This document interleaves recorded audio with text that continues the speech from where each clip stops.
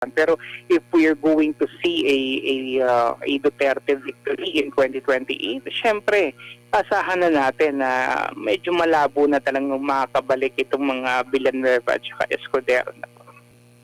Oo nga po, no?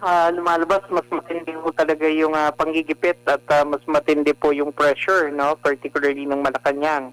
Alam naman natin na yung dalawang senators na sabihin na natin medyo bumaliktad, ano, at napasyan nga na umanib na sa bagong mayorya ay may mga nakaumang na kaso, no? So kung titingnan natin, ito yung binabagsit natin dati na palit ulo, no? Ika nga na okay, sweldo kayo sa kaso or medyo they will go easy on your cases pero you need to jump ships, ika nga, and yun nga nangyari. So it will be interesting actually kung paano to ihulmahin din, ano, particularly ng Office of the Ombudsman.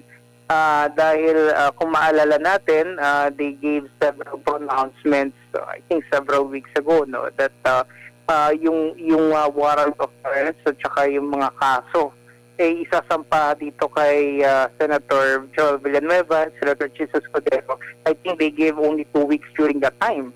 So it will be interesting right now kung ito bang mga kaso na to ay itutuloy pa despite and in spite of the fact na umalib na nga sila sa bagong mayorya. So, kasi kung gano'n, ano, kung halimbawa hindi itutuloy na itong mga kaso na ito, hindi maliwanag na nagkaroon lamang ng palitan at na-weaponize na naman yung ating judicial process parang bigyang pagpapahalaga itong paglipat nitong mga senators na to. So, at the end of the day, siyempre talo na naman ng hustisya, talo na naman ang taong bayan, at nagwagi na naman yung nandoon sa Malacanang, no? So that's exactly what we're seeing at the moment. Opo, ano naman po yung nakikita ninyo sa epekto nito sa political career ng mga senador na nakita ng taong bayan na talagang mahina ang paninindigan?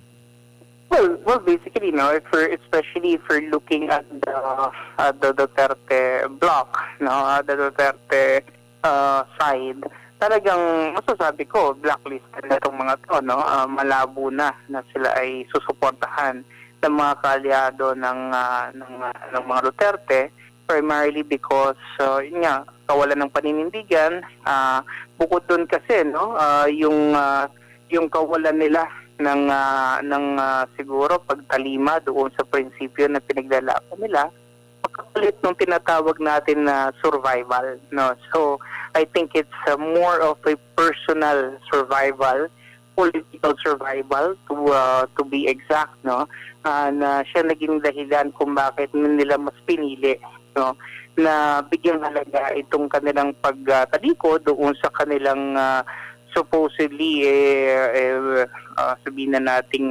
principled decision to align themselves with the Cayetano Bloc. Pero nga, mas mabigat yung self-preservation para sa kanila. So, yun yung naging pagpapasya nila. Pero at the end of the day, syempre, kinikilala naman ito ng ating mga kababayan at actually ng mga mas nakararami, no, yung isang pagtalikod doon sa mas mahalagang tungkulin sana na paghahanap ng katotohanan, particularly dito nga sa flood control scandal at sa napakaraming katiwalian na ginagawa nitong pamahalaan ni BBM. Ito sana yung gusto nating resolvehin, no? Kaya nga sila dinala ni Senator Alan Peter Cayetano, hoping and thinking na sila ay hindi babaliktad hanggang sa huli, no? Pero ayun nga ang nangyari, nauna ni si Senator Escudero at pang-13 nga itong si Senator Joel Villanueva. So it's a challenge right now, no? Ang challenge dapat ngayon na sila ay umanib na sa mayorya, na sana ituloy pa rin yung pagsasampa ng kaso. Pero yun nga lang, maaaring kahit isampa yung kaso, maaring dahil nga sa kaalyado na sila, syempre, the Ombudsman will definitely go easy on them, no? Again, sabi ko kanina, talo na naman ang taong bayan dito. Opo. At nakikita niyo po ba na mabubura na, mababaon na sa limot yung investigasyon sa flood control matapos ito pong muling pagkakaroon ng reorganisasyon sa Senado? Well, if we're going to look at the words of Senator Alan Peter Cayetano, contrary to popular belief, no, or contrary do sa gustong paniwalaan ng mga pinklawan, ng mga dilawan at saka ng mga kaalyado at mga loyalista ng ating Pangulo, hindi siya yung tipo na kumapit doon sa kanyang panunungkulan bilang Senate President dahil sa personal na kadahilanan. Unang-una, kaya niya ito ipinaglaban dahil yun ang naayon sa ating saligang batas, no? Na 13 dapat. Kaya nga, nung nakakuha na sila ng 13, he willingly vindicated the position. In short, he just want to put the Senate by the rules. Unlike itong bloke ni Tito Soto, ni Sherwin Gatchalian, saka mga tulpo, na kaya nila talagang i-bend yung law, no, para sa kanilang personal conveniences, no. So what I'm saying is that at least Senator Alan Peter Cayetano would leave the Senate presidency which is held up high dahil tinupad niya yung kanyang tungkulin at tinupad niya yung kanyang pangako sa BBTO sa Senate presidency at sa pakikipaglaban dito once magkaroon sila ng maliwanag na numero.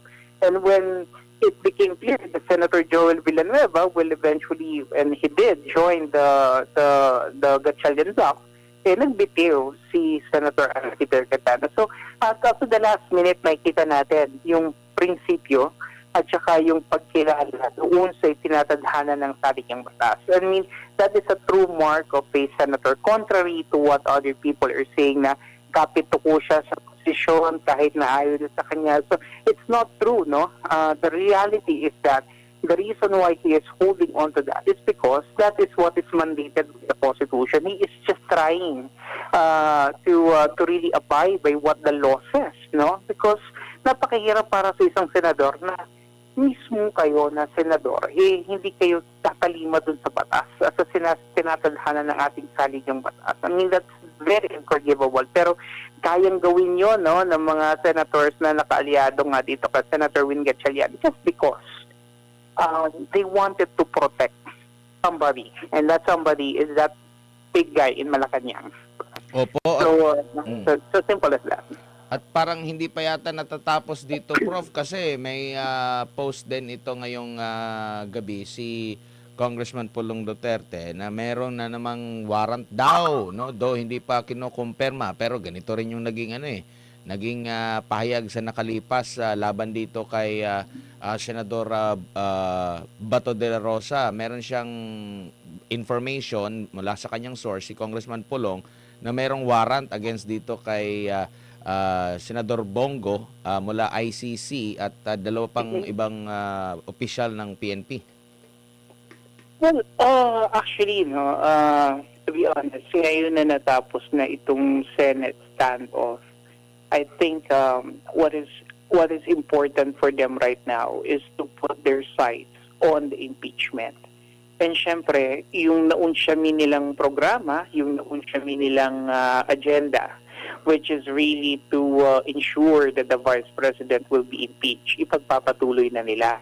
So definitely, itong mga pag-aresto na to, either kay Senator Bongo or kay Senator Dante Marcoleta, is actually being done within the context of trying to weaken the supporters or the alliance or the coalition behind the Vice President. So in the hopes, no, that they will get 16, no, which is the number needed to actually impeach the Vice President. So I think they're going to do everything they could, no, para talaga mawasan yung mga Duterte allies para nga mas maisulong nila, no, or mas magkaroon ng mas maganda-gandang laban yung kanilang hangarin niya na mapa-impeach itong ating ikalawang Pangulo, no. So I fully understand and I know where they are coming from basically, and ito nagiging maliwanag na nga lahat dahil tapos na itong Senate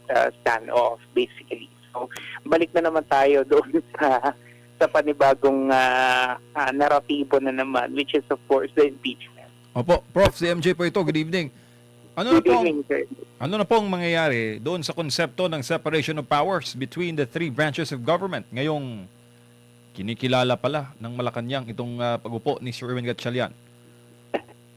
Well, actually, hindi naman po bago, no? Dahil kung titignan natin, even in the past administrations, no, ideal setup is yung Congress, particularly the lower house and upper house, is sabihin na nating partial to the executive, no? And naging maliwanag naman talaga to, lalong-lalo na sa usapin na to, no? Kaya lang kasi yung sitwasyon ngayon kasi is quite different.